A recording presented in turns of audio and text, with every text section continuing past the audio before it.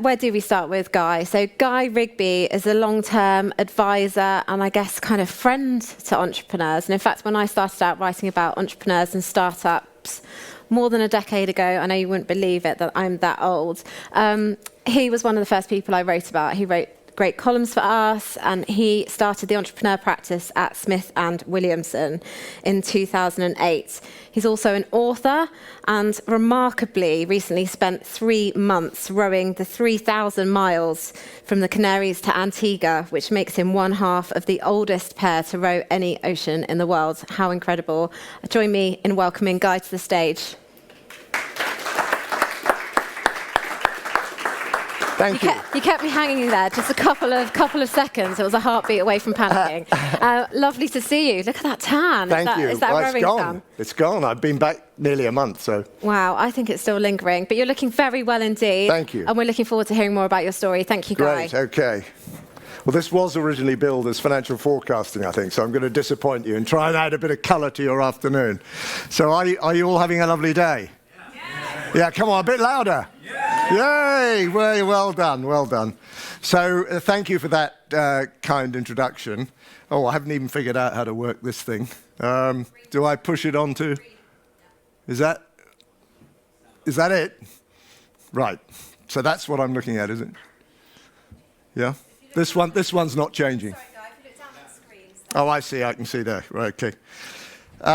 So yes, my background, I guess I'm an entrepreneurial accountant. I built and sold my own accountancy firm. I've been an investor, director, and founder of various businesses. Latterly, it's not so latterly now, but in 2008, I started Smith Williamson Entrepreneurial Services Group, which has been incredibly successful, and we provide literally every service, commercial, financial, taxation service for entrepreneurs. And it was kind of 2 years ago, I suppose, 2 and a bit years ago, 2019, nearly 3 years ago, I suppose, that I decided that I just turned 66 and it was probably time to hand on to the next generation and let them actually run that group. So I stepped back to chair the group at that time. And I'd be delighted to talk to any of you about what Smith & Williamson do and what I do now, because I now consult with entrepreneurs, mentor entrepreneurs who are building businesses. I'd love to talk to you about that quite separately, and I'll be around after this. But anyway, so yeah, summer of 2019, I just turned 66, decided it was time to do something real and give something back. And it was a kind of interregnum, if you like, between my full-time career and a consulting career. So over the next few months, I decided to make a few changes. The first was to step back as a partner at Smith & Williamson and become the chair of the group. The second was to set up my own consultancy, the Entrepreneur's Advisor. And the third was this thing, to do something real and give something back. So basically, I had to decide what that something real was. And I had a friend down in Devon who was a commercial fisherman who inspired me because when I was sitting at my desk pushing bits of paper around, he was out catching crabs and lobsters off the north coast of Scotland.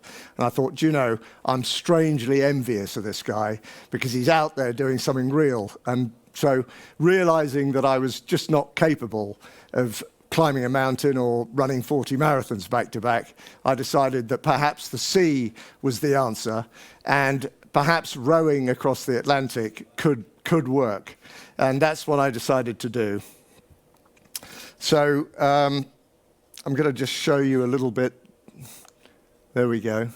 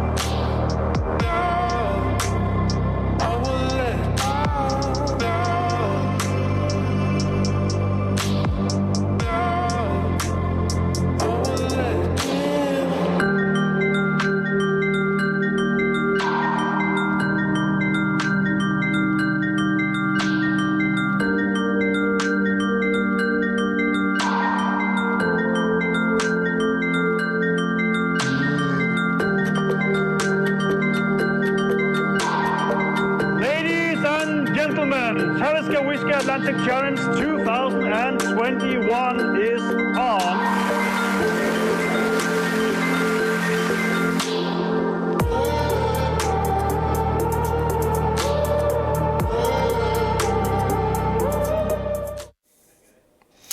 So, seemed like a good idea at the time, is all I can say. So I set out about finding a crew and wrote a list of all the dead certs I knew that would do it with me, and invited them out for lunch, invited them out for drinks and all that sort of thing. They all ran 100 miles in the opposite direction. One of them actually left half his beer on the bar. I have no idea why, and rushed out because he said he had to get somewhere. So I terrified everybody, I think, with this whole idea. Everyone thought I was completely mad. And it wasn't until the September of that year that I had a chance conversation with a chap called David Murray, who was the son of the commercial fisherman that I was talking about earlier, who died of pancreatic cancer in 2017.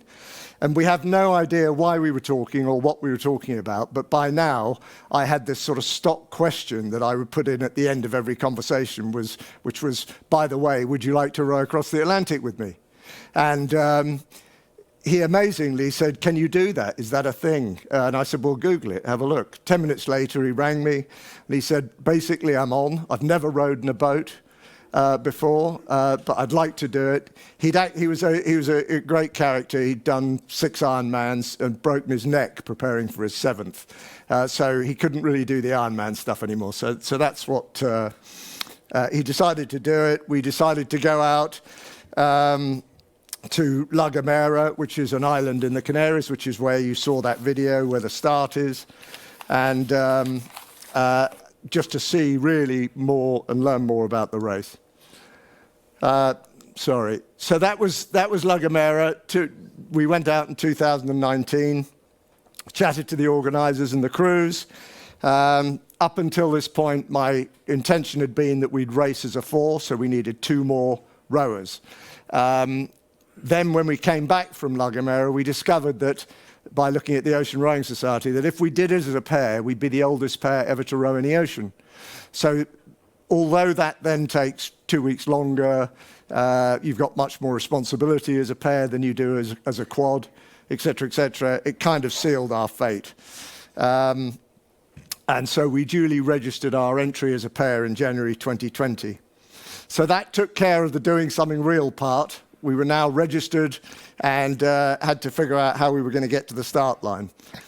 So that left the charity, and we needed to find a charity that we wanted to support.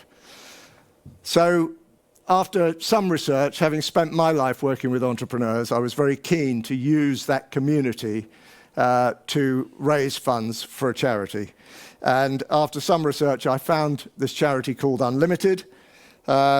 Although I hadn't come across them before, I had come across them before, I didn't actually realize exactly how supportive they were and how busy they were in the entrepreneur space. And for those of you who don't know, UnLtd find, fund and support social entrepreneurs, mainly from marginalized communities, people who don't have access to the bank of mum and dad. More than 50% of the people they support are women, and more than 50% are from ethnic minorities or are disabled.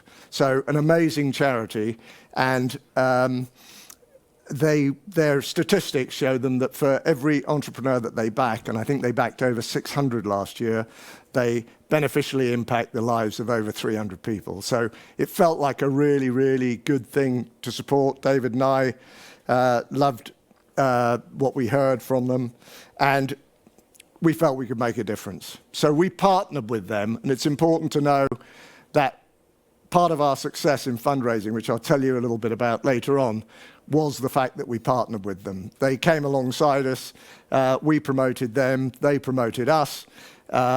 We had a match giving campaign which they put together. We put together a thing called the Lines of Longitude campaign. That campaign basically, you start at 19 degrees west, that's La Gomera, and you finish at 61 degrees west. Each degree is 60 miles. So at every 20, 25, 30, 35, every 5 degrees, we celebrated one of their social entrepreneurs. So,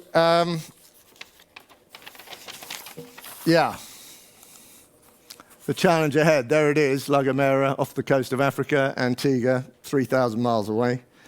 At this point, we had no idea how we were going to fund the £75,000 or so it was going to cost to do the race. That includes buying a boat, includes getting the boat out to La Gomera, getting it back from Antigua, buying all the kit, equipment, consumables, food. Food cost £6,800 for two of us for 60 days. Amazing how much they can charge for that, but there we are. So David and I decided that we'd seed fund it. We did that. We put in £20,000 to get it going. I actually advanced the money for the boat, and we got going. And we needed to do various things at that point. So we were reading books by previous Atlantic rowers, including the absolutely horrific book by James Cracknell and Ben Fogle called The Crossing, which is completely enough to put anyone off. I think once we both read that, we wondered whether we'd done the right thing. But we carried on. We talked to previous owners to benefit from their experience. We created our team name, the Entrepreneurship, and designed our identity. We prepared our budgets and forecasts. We developed our messaging, building a website, creating marketing materials.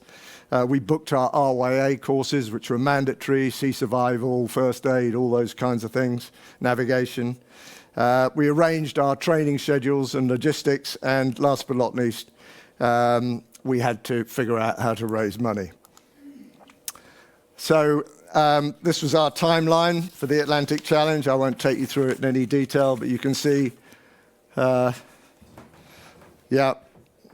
I've been through some of that. August 2020, we first saw our boat, Lily. Lily found us, but that's a story for another day. We acquired Smith Williamson, my own firm, as a sponsor. In September, they were the first really to get going behind us. And after that, we carried on with sponsors and got a whole load of entrepreneur networks on board as well to promote our row. So that was it. That was the timetable, leading up to the 12th of December. Leading up to the 12th of December, yeah. And we then had to figure out how to structure it because HMRC don't make it easy for you. So what we did in the end was that we set up a limited company to take in all our commercial sponsorship and pay our expenses, with all the profits being donated through to UnLtd. And then we set up a crowdfunder, like a Just Giving site, where people came along and gave money to that. And slowly but surely, bit by bit, we inched our way, both on the commercial side and the donation side, to starting to raise a decent amount of money. We had a mission statement. Every business has a mission statement, right?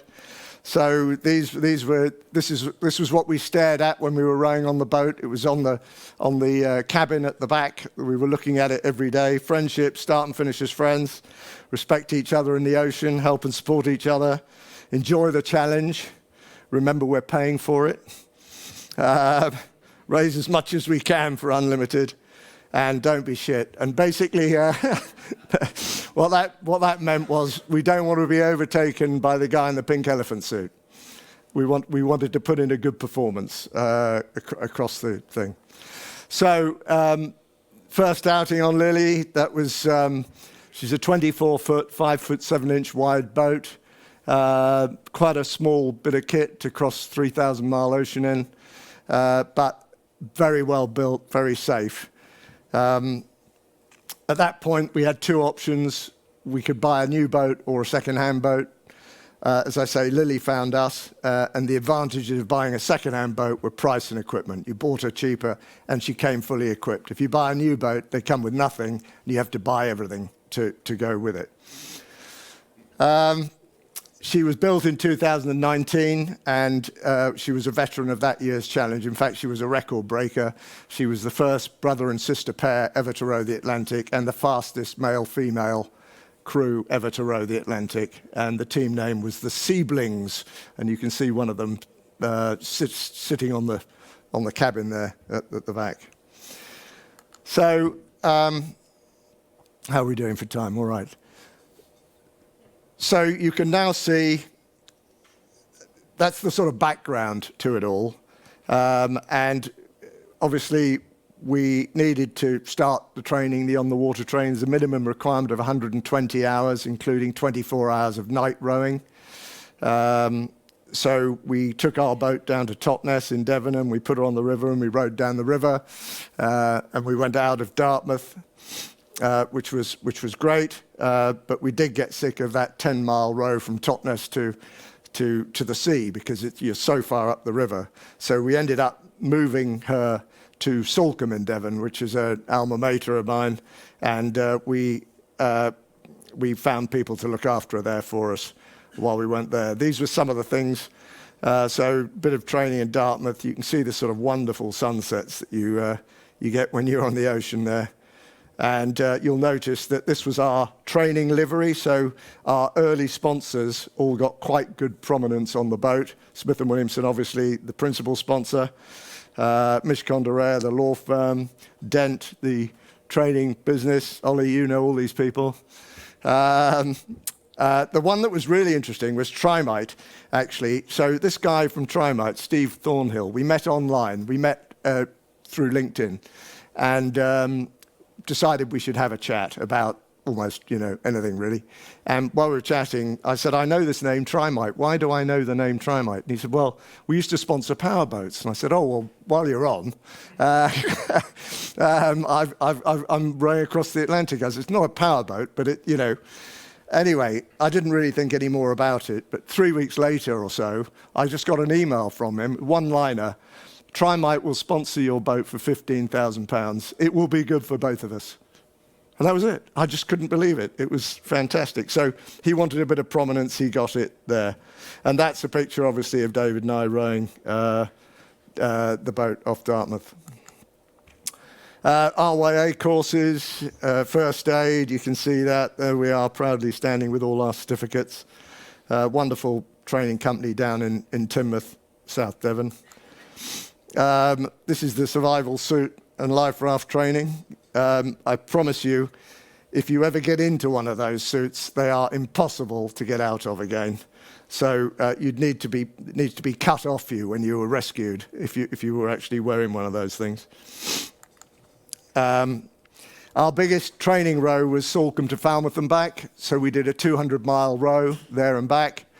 On the way, we were about 10 miles off Plymouth, and we had one of the most surreal experiences. It was 2 o'clock in the morning. We were 10 miles off the coast, just inside the Iddeston Lighthouse. And I came out of the cabin to do my 2-hour shift, because this is the way it works, 2 hours on, 2 hours off. And I looked up, and I saw a big red light up here, just right in front of us. It looked actually as if it was over the boat. It was so close. And I said to David, for Christ's sake, we're going to hit something. And he looked round and he saw it and all the rest of it. Anyway, we couldn't figure this out. So we got a huge torch out. We knew there was no lighthouse or anything like that there. And eventually this thing loomed out of the darkness. It looked like a lighthouse, actually, but it was just leaning very slightly.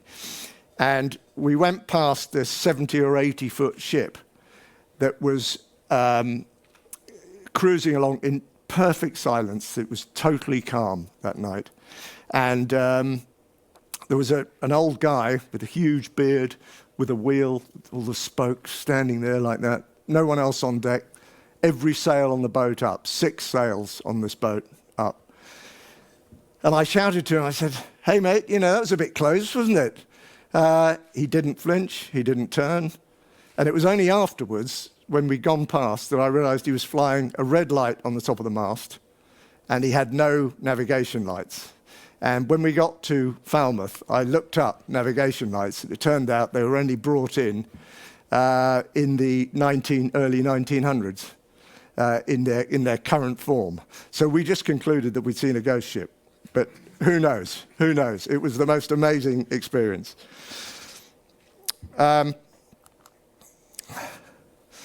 Final UK preparations. So here we are. There's some boxes of food here.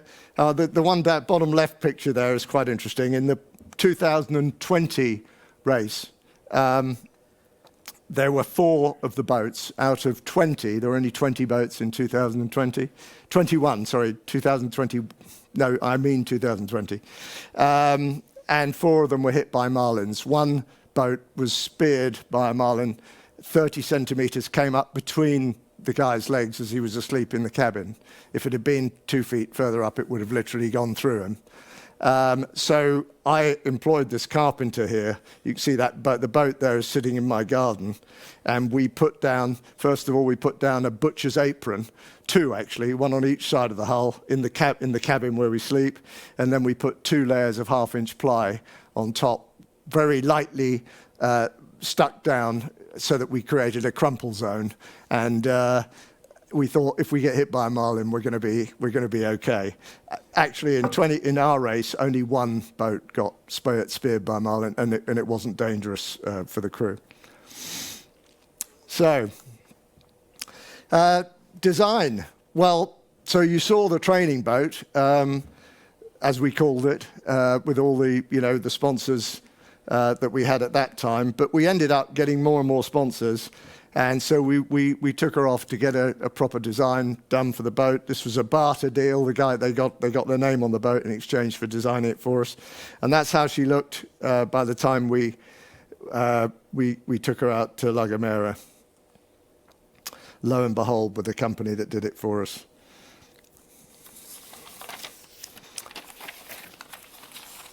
Yeah. So preparation in La Gomera. So now the boat's been shipped. And we're standing in La Gomera. As you can see, the harbour there down on the right, that's where the boats were all stored. Talisker whiskey signs everywhere. We were in that row of boats that you saw in the video at the beginning. We were just on the end of that row. And we were having a lot of fun with other crews, obviously. There's a lot of camaraderie that goes on in that situation. This was our pre-race inspection. You're not allowed to go until everyone's confirmed you've got absolutely everything you need on the boat. Everything you see on the ground there laid out is our food. We had to take enough food for 65 days. We had to take 4,500 calories a day each. And that meant that we would only lose a small amount of weight. That's the theory on the trip, because you can't actually squeeze in that many calories. Launch day, very exciting. There you see the boat in her new livery and going in the water. Next time she would come out of the water would be in Antigua. And then we had our confirmation row, which is, we went out, as you can see here, from La Gomera and tested all the equipment. So on board we had a water maker, we had auto helms, we had our GPS, our trackers, our AIS, which is an automatic identification system, and all that sort of stuff, all of which needed to be tested. And if you look at the top right picture there, that's actually La Gomera, San Sebastian in La Gomera at the back there.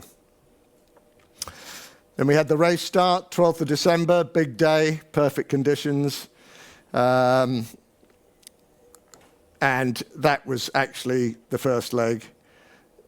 You can see the town behind us. That was the fastest we went on the whole trip. We had a really good wind behind us, and we were in the shelter of the island, so it was very calm. And we were doing something like 4.3 knots. I actually did a video of that. We were flying along. It was fantastic. What can go wrong? This was the first day. One guy went out. He was a solo rower called Simon in his boat, Atlantic Rower, I'm sorry. And he fell over, damaged his elbow, had to get towed back in. So things can go wrong. We had a few injuries on our boat. We were knocked around a little bit by the sea, but otherwise it was fine. Lots of pictures of sea and sky. Look, it was very beautiful. Something you can see the sort of seas that we had a boat go past us who took some pictures. That was one of them, that top right picture. And that was a fairly sort of typical environment with a bit of wind and a few sort of 5 or 6 foot waves. There we were in mid-Atlantic. That picture there was taken by that super yacht that you can see just passing us. We took one of him, he took one of us, and then they emailed it to us. 1,000 nautical miles under our belt, only about 1,600 left to go at that point. Oh, this was an interesting one. We had the BBC interviewing us, BBC Radio came on, and just as they came on, we had this enormous wave hit us. Our auto helm gave up, all the alarms went off. We were now being tossed around in the sea with waves breaking over the boat. And I just said down the sat phone that I had, sorry guys, we can't do this interview now, goodbye, bang. And that happened. A few more. We saw a lot of birds. I was clean shaven when I got on the boat. I told my personal trainer that I was going to shave every day. It was going to make me feel really good to shave every day. First day I shaved, my co-rower said, what the hell are you doing? So I let it grow, and then this sort of thing appeared, and after that he called me Eddie. Anyone know why? Eddie Irvine, yeah?